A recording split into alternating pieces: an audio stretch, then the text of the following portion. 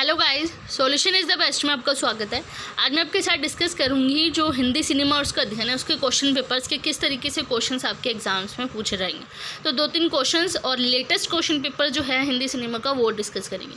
तो सबसे पहले हम जानते हैं कि क्वेश्चन पेपर में एक्चुअल में आए कैसे, किस टाइप से क्वेश्चन आए हैं और किस यूनिट से आए। तो सबसे पहला क्वेश्चन है हमारा, हिंदी सिनेमा के प्रमुख सैद्धांतिक आधारों का विवेचन कीजिए। सैद्धांतिक आधार बोलो या सैद्धांतिकी बोलो, दोनों सेम बात है। आपको मैंने विभिन्न प्रकार के जो सिनेमा में जितने भी सिद्धांत हैं इसके, वो मैंने आपको कवर करवाया था। ये भी मैंने आपको टॉपिक कवर करवा दिया। नेक्स्ट आता है हिंदी सिनेमा पर अपने विचार डालने हैं। फिल्में अपने समय और समाज का जीवंत दस्तावेज होती है। ये एक तरीके से इसमें बताया गया कथन, और इसके आलोक में आपको हिंदी सिनेमा के अपने विचार लिखने। अब हिंदी सिनेमा के बारे में मैंने आपको सारी डिटेल बता रखी है। आप जो मर्जी उठा के हिंदी सिनेमा के बारे में आप लिख सकते हैं, समाज से रिलेटेड। क्योंकि क्या होता है कि इसका सामाजिक पृष्ठभूमि पर आधारित भी बहुत सारी मूवीज़ बनी हैं। बहुत ज़्यादा जो पूरे देश में चल रहा था उस टाइम पे, जो इंसिडेंट्स चल रहे थे जिसकी बिहाफ पे मूवीज़ वगैरह बनाई जाती थी, वो सब आपको इसमें ऐड कर देना है। तो आपका फर्स्ट क्वेश्चन इसमें कवर होता है। आपको दोनों क्वेश्चन में से कोई एक क्वेश्चन आपको करना है। नेक्स्ट आता है इंटरनल चॉइस में दे रखा है सबसे पहला, हिंदी सिनेमा के उद्भव और विकास के प्रमुख बिंदुओं के बारे में। तो हिंदी सिनेमा जो है उसके उद्भव और विकास के बारे में भी मैंने आपको कवर करवा दिया है। ये यूनिट 2 में से आया हुआ है। और दूसरा है हिंदी सिनेमा के इतिहास का संक्षिप्त परिचय दीजिए। अब दोनों ही क्वेश्चन एक जैसे ही है। हिंदी सिनेमा का चाहे इतिहास बोलें, चाहे वो हिंदी सिनेमा का उद्भव और विकास बोले, तो इसकी शुरुआत किस प्रकार से हुई थी, तो आपको इतिहास से इसमें भी आप वही लिख सकते हैं। तो दोनों में से कोई सा भी क्वेश्चन आप लिख सकते हैं, लेकिन उसमें ही आपको इतिहास या फिर आपको उद्भव और विकास दोनों ही लिखना है। नेक्स्ट क्वेश्चन आता है सिनेमा में कैमरे की भूमिका। अब सिनेमा में जो कैमरा है उसकी भूमिका के बारे में इसमें बताना है। तो कैमरे की भूमिका है ये यूनिट 3 में से, जैसे कि आप लोगों को पता है कि यूनिट 3 और यूनिट 2 में कुछ चेंजेस वगैरह आए थे। तो सिलेबस चेंज हुआ था हमारा, जिसमें जो है कैमरे की भूमिका के बारे में इसमें बताया है। तो उसमें जो है कैमरे की भूमिका, ये मोस्ट इंपॉर्टेंट क्वेश्चन है, यूनिट 3 में से आए। ये आपको करना ही करना है इंटरनल चॉइस में। इसके अलावा जो है कैमरे की तकनीकी खूबियों और खामियों के बारे में मैंने आपको तकनीकी पक्ष के बारे में इसमें बताया था। कैमरे की तकनीकी पक्ष वो आपको इसमें थोड़ा सा लिखना है, और इसमें क्या क्या गलतियां हैं कैमरे को लेकर, खामियां, उसके बारे में लिखना है। लेकिन इंटरनल चॉइस में है तो मैंने स्किप कर दिया था, इसको छोड़ दिया। आपको करना चाहे तो आप गूगल पे सर्च करके इसकी खामियों के बारे में लिख सकते हैं, लेकिन मैंने तकनीकी पक्ष के बारे में इसमें बता रखा था। अब आता है हिंदी सिनेमा में नई तकनीक की संभावनाओं और चुनौतियों पर प्रकाश डालें। अब ये है यूनिट 4 में से। नई तकनीक जो स्टार्ट हुई है, तकनीक क्या होता है? नई तकनीक का मतलब होता है एक तरीके से जो टेक्नोलॉजी आई है कैमरे को लेकर। हिंदी सिनेमा में जो है कैमराज वगैरह बिल्डअप हुए हैं, उसमें बहुत सारे चेंजेस आए हैं। प्रकाश व्यवस्था इन्वॉल्व हुई है, डबिंग वगैरह करने के लिए बहुत सारी चीज़ें का इस्तेमाल किया जाने लगा, माइक का इस्तेमाल किया जाने लगा उसमें। तो उनकी संभावना और क्या क्या उसके सामने आई हुई चुनौतियां हैं, उसमें ये लिखना है। नेक्स्ट इसमें इंटरनल चॉइस में है पीके फिल्म की समीक्षा कीजिए। मैंने आपको मुगल आज़म और जो है मुगल आज़म को करवाया था, और मैंने मदर इंडिया का करवाया था। लेकिन उसमें ऑप्शंस भी आ सकते हैं पीके मूवी का, आप क्योंकि ये लेटेस्ट क्वेश्चन पेपर है, जो लेटेस्ट मूवी है पीके, तो आप लोगों को उसके बारे में बहुत कुछ पता होगा। तो आप पीके मूवी के बारे में आप लिख सकते हैं कि पीके मूवी किस पर आधारित थी। धर्म को लेकर बहुत सारी उसमें अंधविश्वास थे कि भगवान को किस तरीके क्या मानना चाहिए, कि किसकी पूजा करनी चाहिए, उसकी जो जिसने इस दुनिया को बनाया, या उसकी जिसने मतलब मूर्तियाँ वगैरह बना के उनके ठेकेदारों ने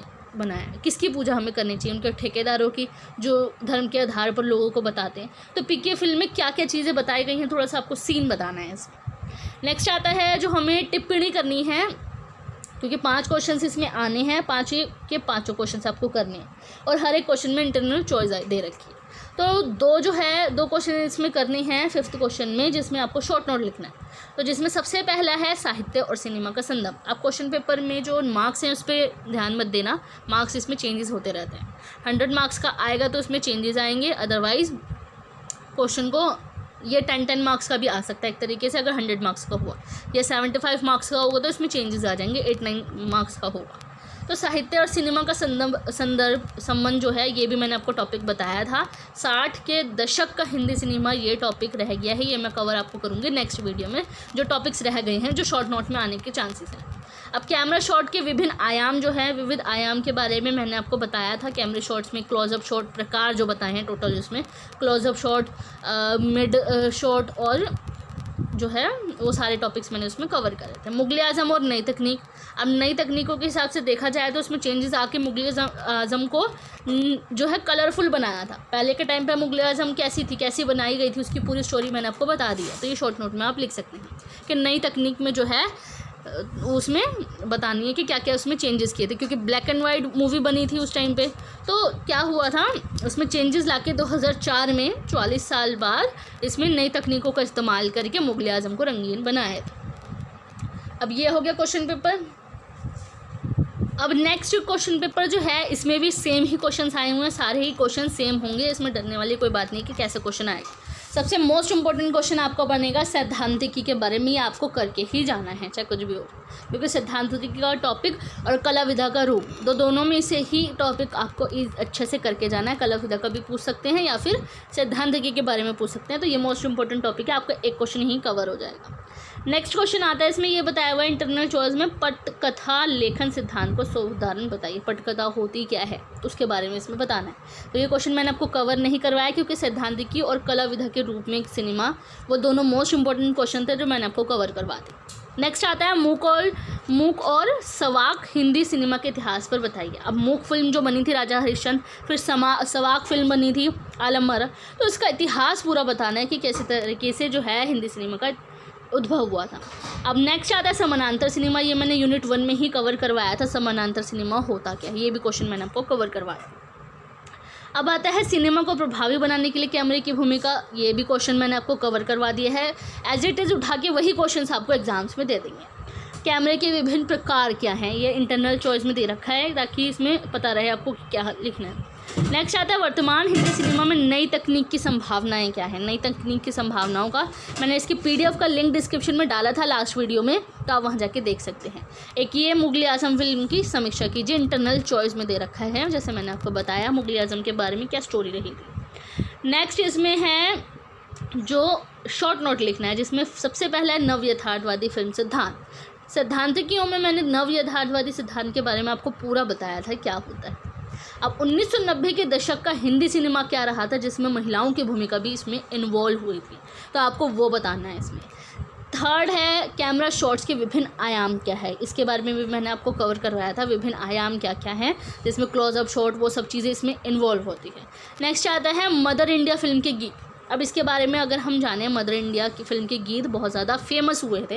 ये भी मैंने जब मदर इंडिया की पूरी स्टोरी बताई थी उसमें मैंने बताया था इसके गीतों के बारे में, कौन कौन इसमें इन्वॉल्व हुआ था और किस किस ने ये गीत वगैरह गाए थे। लता मंगेशकर की आवाज़ में ये गाना गाया था।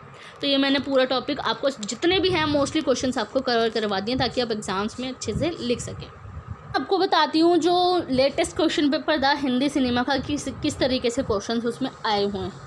तो मेरे पास वो क्वेश्चन पेपर अवेलेबल नहीं था, बस उस क्वेश्चन पेपर में से मैंने क्वेश्चंस लिख दिए हैं, इसीलिए यहाँ पे क्वेश्चन पेपर अवेलेबल नहीं है।